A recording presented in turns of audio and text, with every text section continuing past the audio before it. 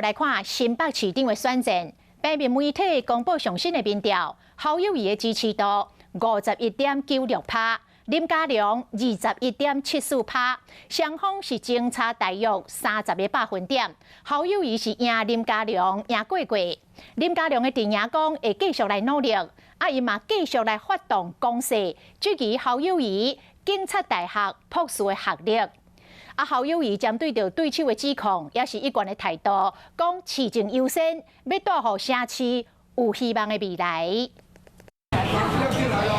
变一日店长来到是嘛是指卖留意间，现场民众看到本人拢真欢喜。不过，民进党林佳龙要挑战什么市长？平面媒体公布上新的民调，什么市长侯友宜以支持度51.96%，领先林佳龙的21.74%，双方差超30个百分点，胜算看好度嘛小差超50个百分点。竞选时间很短，选区很大，对手很强的一场选战，这个是可以预期的。民调是一个参考，最重要在选举的过程，要用一个健康快乐，带给城市有希望的未来。新北能力的对决，林佳龙输甲真大边。不过最近林佳龙阵营嘛伫咧质疑侯友宜警察大学的朴素学位是假。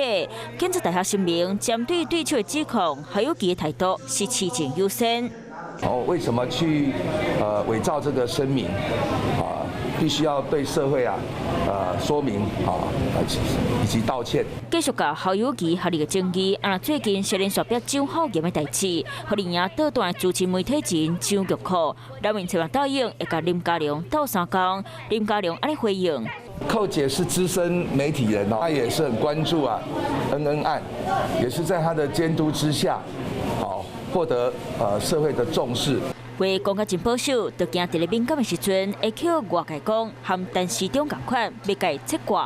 Hello， 大家好，我是乃瑜，要教给大家2个任务。第一个，华视新闻的脸书专页，你按赞了吗？还有华视新闻的 YouTube 频道，赶紧订阅起来，还要记得按赞，开启小铃铛哦。